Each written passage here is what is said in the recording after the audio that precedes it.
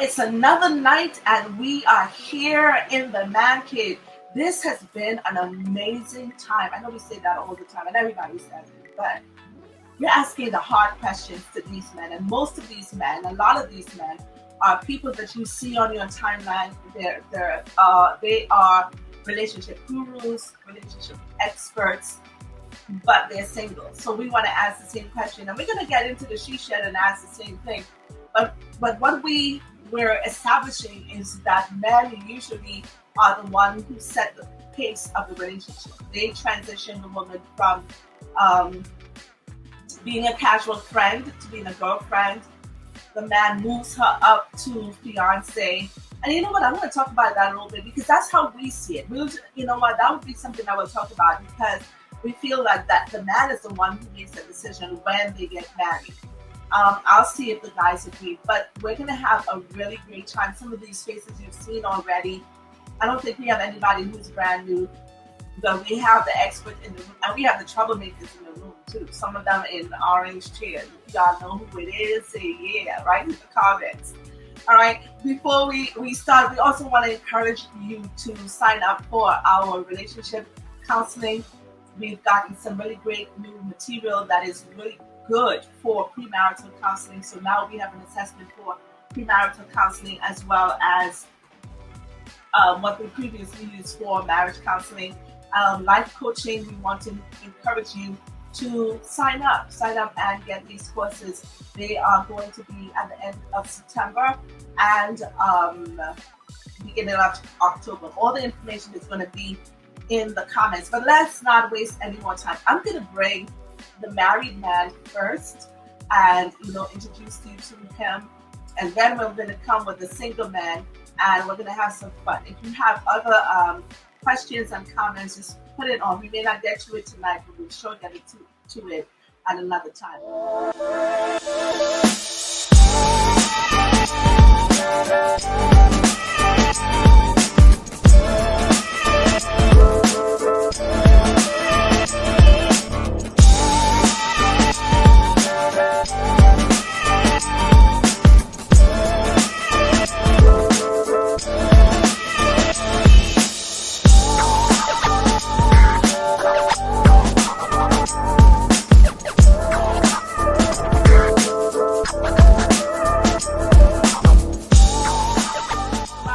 Introducing to you guys, he was with us in a few of our previous sessions last year and I think the year before, all the way from Grenada, West Indies. Grenada is known as the Isle of Spice. How are you doing, Bishop Hood? Very good. And doing fine, thank you. Great. How long have you been married? I mean, this time around? This time around. Oh, so how long was the first time? The first time was 35 years. Oh, wow. You know what? How old are you? I was 35 years. And then how long were you married this time around? How long did you stay single? About 5 years. Okay. Mm-hmm. And how long for this marriage? This is just will be 5 years now. This will be 5 as well. Yeah. Okay. Yeah. So one of the things that I want you to bring and help us to understand later on is those transitions, because after 35 years you still wanted to do it again, and I'm hoping that we get a chance to understand why, and maybe some of these single guys would be able to draw some nuggets from that. All right, thanks for coming here again, and we'll see you in just a few minutes. All right, let's go to the orange chair, the hitched man. How you doing in Yatu? I know someone else who's in Yahweh. Okay. So in Yatu. Now in Yatu, tell us about this hitch thing. What is hitch? Okay, so I am a dating and relationship consultant, and thanks to Dr. Cheryll, I'm also a registered and certified couples counselor and facilitator of the Preparing Rich Couples Assessment Test. That's why I said you guys need to do this, because Bruce did it, and y'all too, Charles. Y'all need to do this too. And I'm so proud of him. He does his thing with all the finesse, and I'm like, oh my gosh, he's one of mine.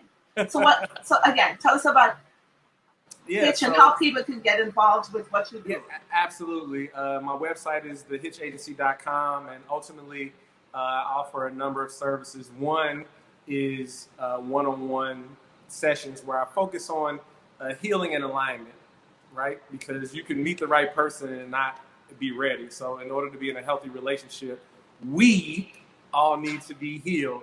And then second, people need to be aligned, right? A lot of times really great people, really smart people, and even healed people have a desire, but all of their thoughts, words, and actions don't exactly line up. And sometimes, we just all have blind spots. And so I help people to see those, and then that can help them transform into a magnet for your person. I like that. That transforms to a magnet. That's good. We're going to ask you why that magnet is not working for you, but we'll be back with... I can't wait. I can't wait for these. Yeah, I know. You're one of the... I have some troubled children, and he's one. We'll be back. Okay, now the trouble man. Some episodes ago, this man just dropped something on us and just walked away. Just like... left us there. Tell us some of the things that you're doing in terms of relationship, work, that kind of stuff. I know you're doing the radio, so just give us so doing the radio stuff two nights a week. Also working on a book in the background, relationship sort of oriented, but it started with me first. So this book will be entitled "The Day I Got Love Wrong." Then I'm going to branch out. So then, that's that. And so working on that. And then, in the meantime, just kind of, I'm kind of trying to lend my hat to some, to the cinema world. So I'm thinking of some things. I have some creative thoughts about how to sort of transpose this world of love to the screen from a different angle. So so we're gonna see you. We're gonna see you on the movies. Potentially, yes. Potentially. Yeah. All right. Yeah. Okay. Give me a minute. Let me just bring everyone else back. All right. So we're talking about the whole idea of people knowing what they need, but they seem not to have it. And this time around, what's happening is that we have so many women who are amazing. They seem to check the box on education, if you want that, spirituality. Some of them have fine bodies, but some men like some meat on the bone. So there's some with meat, and some of them some extra meat. But there are men who like that too. But they're still single. The question to you guys would be, what's happening? People are now, there's a group of people who are in their 40s, their 50s, even 60, who have never been married. And there are women that's waiting out there. What is it that they're doing wrong? What is happening? Why? Why are you guys know a lot about relationship but not married? This is for Enyatu and Charles. I was just going to say, you're not talking to me, right? Well, because I'm not being facetious, because I've had the opportunity to train with you guys, so I know that what the information that you're giving, I don't have to go out and give it, because you're giving it at a level that is excellent. I mean, some of the things there's people who get on social media and they just talk what they feel like. They wake up in the morning, they see something, and boom, they're saying what they feel. That's not what's happening with you guys. You really know your stuff. You have documented and all that, but you're still single. Why? And Enyatu, you got to go first, because Charles is there already. And Enyatu, have you been married before? I have never been married before. Okay. And Enyatu is the one to my future wife. To my future wife. How far in the future is this wife? Yes. I've been asking myself the same question, Dr. Cheryl. So one, I believe my desire to get married is fairly new. It's a few years old, but it definitely hasn't been the entire time. And so one of the things I had to do was break my single habits, right? And that's not something you can do sitting on the couch by yourself. You have to date and get in relationships and let these situations expose you, right? And so they can grow me. And so that is what has happened. When I first started the Dear Future Wife, maybe a few months later, I got into a relationship, and it really exposed how ready I was not to be married, because I had all of these single habits and some things to work on if I was going to be the great partner that I desired to be. And Since we're in the man cave, what are some of those single habits? What are some of those single habits? Not communicating about everything, not considering the other person in some of the areas of the relationship. And so one of the key things that I think is key to having a great marriage is self-awareness, and then relationship awareness, right? You have to know who you are. You have to know what your wants and needs are. You even have to know what your flaws are in the areas you need to work on. But then two, you have to be aware of your relationship, and you have to be aware of what the relationship needs and what your partner's wants and needs are as well. And so it's been a process for me growing into learning what it is that I really need. And so when we talked about checking the boxes earlier in the conversation, I don't believe in resume love, because those boxes don't exactly turn into or are synonymous with being truly compatible. Right. And so I am 27 years old. I'm no spring chicken, right? No. I'm 23 and a half twice. Right? I'm 47 years old. I'm not a spring chicken. So for me, marriage needs a purpose, right, and a mission. And it's not, for me, it's not to have more children or to build a family that way. And so my mission is more about my purpose and what I want to build with the rest of the years that I have left of my life. And so if there's a woman right now watching you, think that you, because I'm saying all the men that I have here, we don't have busted people. People look handsome. They got stuff going on and all that. A woman watching you right now in Yatu, and she's like, you know what, he's cute and whatever. How does she get your attention? How does she, just speak. Just say hello, right? Okay. If you say hello, I have to look. I have to look and see your name, and I'll probably look at your page and see what I can see about you. But so what will transition that hello into, do you want to go out on a first date? Oh, who they are. So, there's no formula. Once you brought yourself to my attention, it just depends on if, we are a good match for at least starting the process of getting to know each other. So there's no hard work involved. There's no secret sauce involved. I will just use what I know about myself and what I learn about you to gauge whether or not this would improve my quality of life, because that's what it boils down to me at this point, that I have a lot of peace. I have a great quality of life. I have a lot of freedom.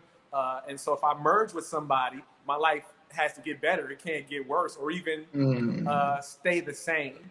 Okay. And so my belief is that the right person will enhance you, advance you, and romance you. And that goes for both genders, right? This relationship has to improve me as a person, advance me as a person, and of course the romance piece is important as well. And so that's all that I'm looking for. I don't have we have boxes to check.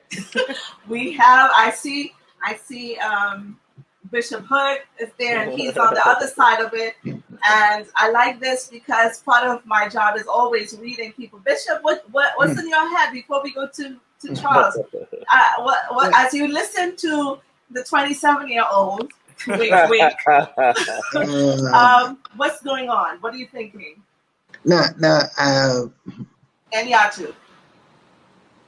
And Yatu, if I was a single woman listening to you, I'd be scared. She should be. Yeah. Wow. Yeah, I'll be scared to say hello. Okay. Because what I see, and having been married, And I still find myself having some of these very same single issues you're speaking about. And I just want to wake you up a little bit on this. A lot of these things will go away. You're still going to have some issues. And you'll never get to perfection where you believe that now is the right time, that everything is settled. That won't happen. Mm-hmm. And so I listen to you, and there's a level of perfection I'm seeing you're looking for. I don't think you're going to reach that. So if you continue that way, I can say be prepared to be single forever. So teach me, Bishop Hood, what indicates to you that I'm looking for perfection? Now, if you want to, all the boxes you checked out, being self-aware, getting rid of these single issues and all of that, they won't go away. They make a part of who you are, your uniqueness. That woman should be able to understand you and walk alongside you, even though you all have differences. And if we are trying to fix everything before we get into that place, we won't get there. Because in marriage, what I found out, we have to work through some issues. Some issues that she has, some issues that I have. We are different in a lot of ways, but we have to work through them and able to work alongside each other. Mm-hmm. And sometimes we have to disagree, right? Because we are different. One thing I learned very early is that a man and a woman, they're so different in every way. Socialization is different. Their understanding is different. Even words that are used differently by male and female, have different understanding of what it is. And so the beauty of marriage is two hearts, two persons working together to build this together, even though there are some differences. Yes, you have, and this is what Paul says in Ephesians, husbands, there are some things that you have to do. Peter says, men, live with your wife according to knowledge, as heirs together of the grace of God, lest your prayers be hindered. Why would he say that? Because there are differences that has to be worked through. All right, and we have to be able to and I use the word compromise. Mm-hmm. And because a man is by nature a protector, by nature he covers. By nature, he has to give up a whole lot of himself so as to cover this woman that he brings into his life. So you're saying that the man needs to accept who he is. Yes. Including some of the faults, some of the Heart, Her Voice by Dr. Cheryll Holmes. Discover why every man desires a side chick. On sale now, so get your copy while they last.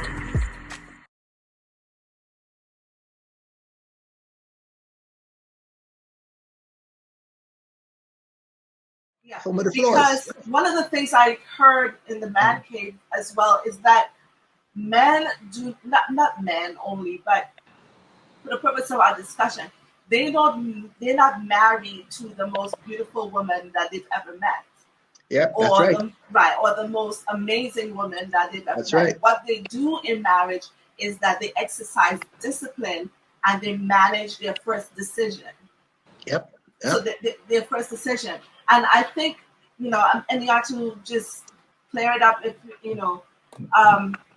I think one of the things I'm hearing Bishop say, and I don't know if I'm agreeing, because I'm hearing you saying as you were in the relationship, it showed you some things that you didn't like, that was not conducive to the relationship. And he is saying that the woman should come in and together you work through those things Mm-hmm. Is that kind of is that what you're getting from it? That is what I heard him say, and you're correct about what I said. Is that I haven't been trying to figure this out single, sitting on the couch by myself. And in the last 4 years, I've made an attempt at 3 separate relationships, and certainly I wasn't looking for perfection. I'm not perfect. I don't believe perfection is a requirement for being great at anything, because if it was, nobody would be great at anything, because nobody is perfect. But compatibility is a huge thing, and so often what I see is people have chemistry and they feel love for one another, but the compatibility isn't there, and that can be one of the most torturous situations ever, to be in love with somebody who you are and who they are just doesn't work well together. We even see this on sports teams. Sometimes you can put 2 of the greatest players in a sport together on the same team, but they can't play well together because they're not compatible on the same team. And so these are some of the things that I learned through these relationships. And historically, I stay in relationships too long, right? I try to force it to work for too long. And so in these situations, I don't think that I did that. I just realized that I wasn't what's best for those women, and they weren't necessarily what's best for me. I have no hard feelings about them. I don't think that they're any less of a woman. I think they're going to be great wives to someone else, just not to me. And it was through experience that I was able to determine this, not checking off any boxes. So Charles. Before Charles come on, let me just say one other thing. Interestingly, in the Old Testament, one of the things that God says to men is that after you marry your wife, you have to stay home 1 year with her. You can't go to war. You can't go out on business trips. You must spend first year together. Why is that so? There are issues that has to be worked out. There are things there are settling issues that has to be worked out. And I find a lot of times that I've said to persons over and over that love does not keep a marriage. Attractions bring you together. But what keeps a relationship going is understanding, not love. Love wanes sometimes. Understanding. The fact that you could relate to one another on a level playing field. You understand her, she understands you, you understand her flaws, you understand yours, and you work together to build something together. Understanding is much more important. To me, that is the most important ingredient in any relationship. For if anything has to go forward, there must be that understanding. Charles, go ahead. Really quickly, Bishop Hood, I agree with you 100%. And this is one of the dynamics that I hit a brick wall with, right? Is that some people struggle to listen to understand. Some people listen to respond. That's true. Some people, I think sometimes there's a lot of pressure on women to be perfect. And so sometimes that can cause it to be difficult for them to either see some of the areas that they may need to work on and or admit to themselves some of the areas they need to work on. But I just been focusing on me not being that way, right? Me not being oblivious to the things that I need to work on, me not being oblivious to my own imperfections. But I just was on a show yesterday where so many men were complaining. A woman asked, when was the last time any of the men dealt with a woman who listened to understand? And there were like 20 men on stage, and they were all saying, that's hard to come by. You see, one of the things I think, and I'm going to ask both Charles and Yatu a question, and Bishop, you'll help me go through that. One of the things that I see a lot in private practice as I deal with couples, I'm thinking probably 0.5% of, I see probably about 30, 35 clients per week. Probably one in every month have read a book, took a class, studied what it means to be a husband or a wife. People do not, and even in terms of some of the things that we do in terms of having therapy and courses and whatever else, people would come to some of those things to be entertained. Or they'll say, oh my gosh, it's too expensive. A person would spend $50,000 on the wedding ceremony and would not want to spend $100 for a therapy session. But you do not see mechanics just sitting down and just thinking, yeah, I'm going to fix a car and just do it. They go to school, the pilots, the sailors, all of these other professions. But one of the biggest and the most, I want to say, the biggest decision that we have to make is to get married. And people would not have not read books, studied. If I don't know if it happens in the man cave where people are just like, you know what? I just read Miles Monroe's book on relationship. What do you think about it? Everybody's pontificating their views and their experiences, but they're not doing the work. Am I kind of out there too far, or you guys see in the man cave that people are doing that? No, they aren't. Yeah, I don't see them. Right, Dr. Cheryl. Yeah. And that's what I'm saying. As you guys are sharing, I think it's really powerful. The thing that I would love to see on social media is when a man says, this question is for the men. Now, women sit in their lanes. Ladies, let it be. Can the cup of coffee just have men in it? And without the... But unfortunately, Dr. Cheryl, that response blog would be empty because we don't talk. And we don't. The men, I'm seeing men talking now. I'm just saying, but in a lot of cases, in Yatu, if in Yatu and I post something, 9 times out of 10, your biggest audience will be the females. Even if it's a neutral question, not necessarily to women or to men, but it's something that both sides can gather from. You'll just see the women. Women desire more knowledge. Men desire knowledge as well, but will mostly do so in secret. They'll listen, their ear hustle, and then go process it somewhere else. But initially, they're just going to be like, "Oh, I'm not getting involved in that. Let them go ahead and talk about that." So this is how women reach a faster resolve than us. Because let's just say Inyatu is in a relationship with a woman and it ends and he's devastated, she's devastated. Well, guess what? Her healing process will begin a lot faster and will evolve a lot sooner than his because she'll pick up the phone. Her friends would immediately come to her aid. Hey, we're going to do this. We're going to spend the night over here. We're going to take you here. We're going to go do this, that, and the other. Where men will be angry, will sit in that house quiet, won't say a word to the next man because we don't want to look weak, and we'll just harbor it all in, and then it'll come out, unfortunately, on the next woman there, the next woman there, and so on and so forth. So how do we? Okay, I get you guys. I keep saying when you guys talk, I'm the one who's listening because if that's so, it needs to change because we need to be able to hear the voice of the men. When I think I have learned so much, and if you guys come into my practice, I get from the man cave, and I feel that I've been a better person, a better counselor because I get the male's view. But I think the man needs to, and he needs to be able to follow somebody and talk.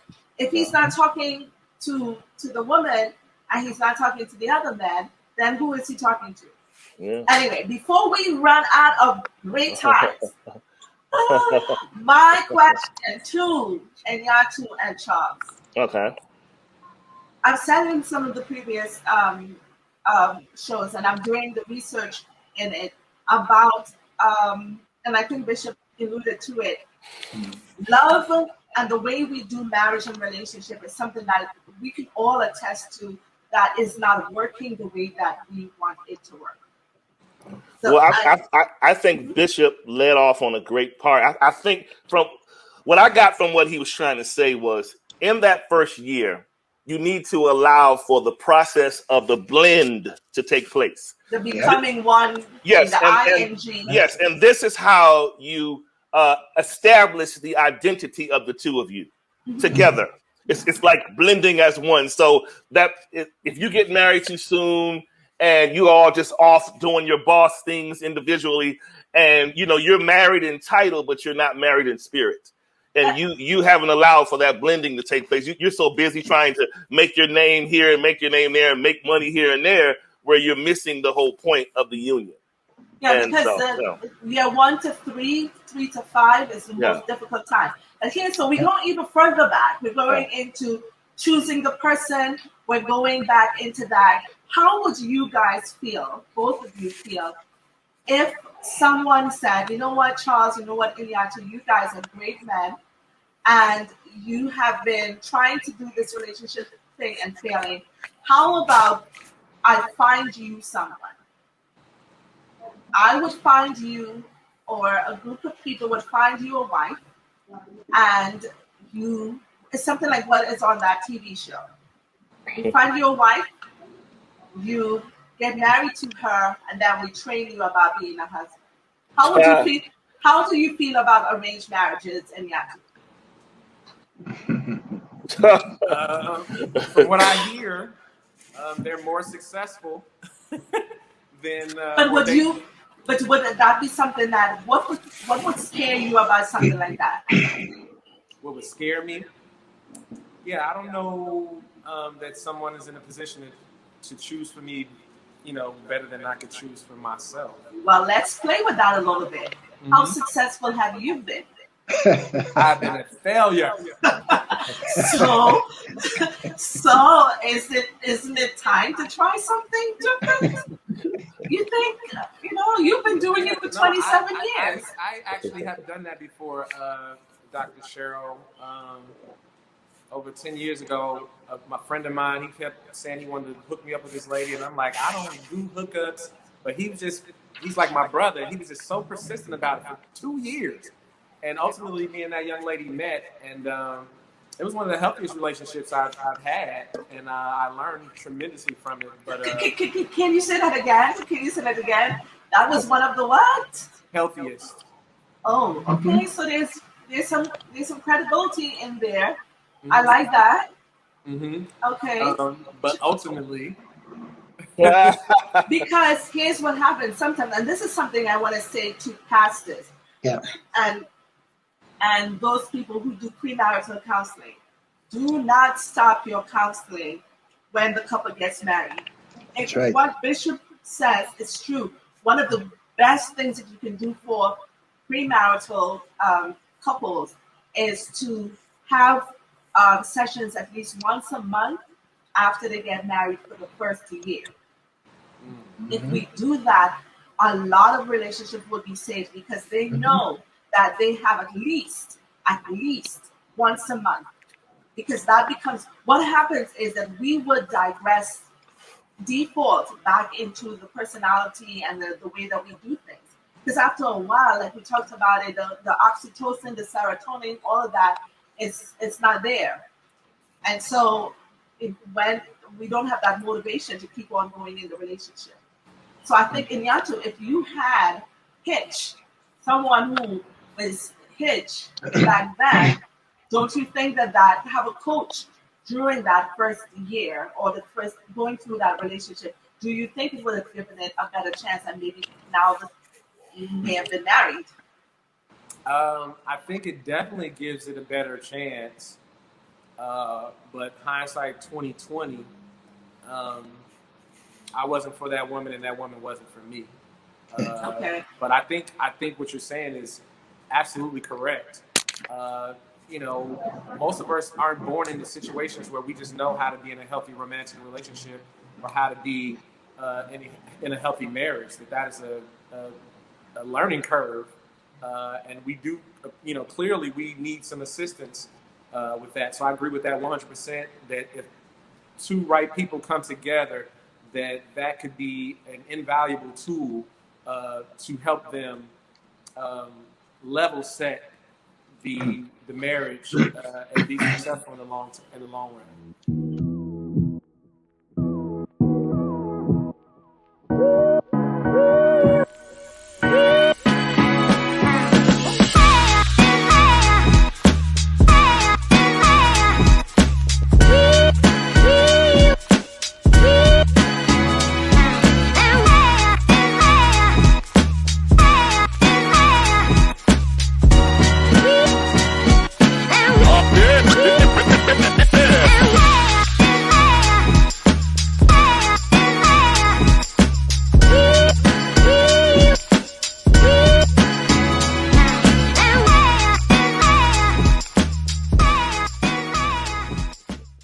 Iniatu, I like the fact that you have. I see that you are Hitch, right? Yeah, he's Hitch. That's Now the name of his company. you remember that? You remember that movie, right? Yeah. All right. And you remember that Hitch got himself accidentally caught when Accidentally he hitched. accidentally hitched when he was not even looking for it. Right. Right. Now I think that's what has to happen to you. Well, You have to move yourself out of the way. Or well, something has to move you out of the way. well, the irony about that whole movie, Hitch, was Will Smith in that movie Hitch. He was actually, and he was a talented man, but he was an emotionally unavailable man by All right. purpose. And he, this particular woman, she was only able to capture his attention because he allowed her access to be viewed.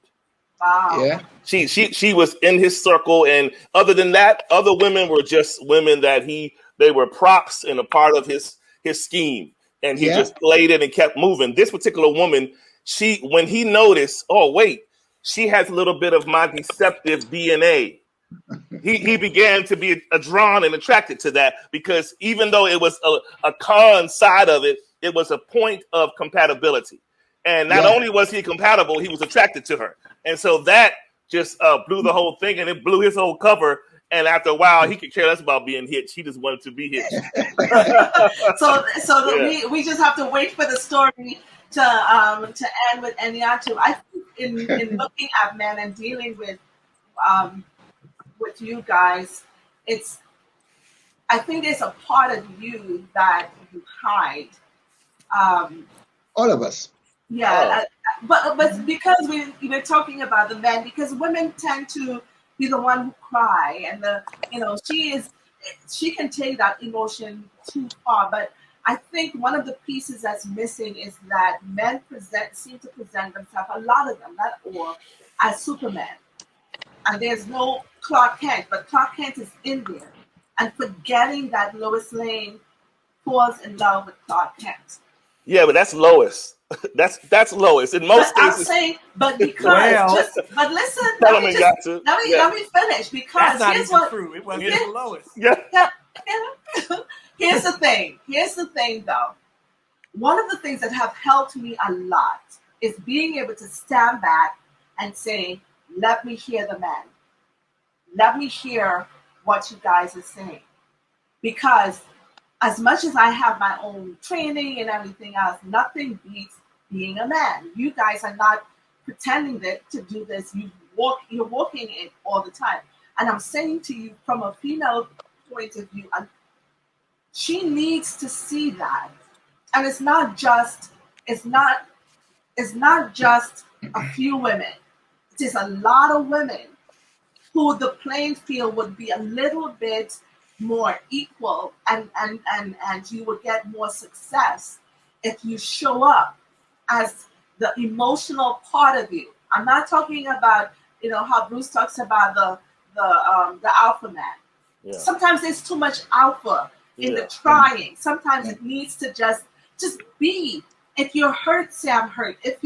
I'm not thinking, well, she's gonna think I'm not a man, and she's not gonna think. If you show up, then we know who you are and make a decision. This is not enough for me. This is too much for me. Does that make sense from a female point of view? Well, Dr. Cheryl. So, Dr. Cheryl, from a male perspective, you have to look at it like this.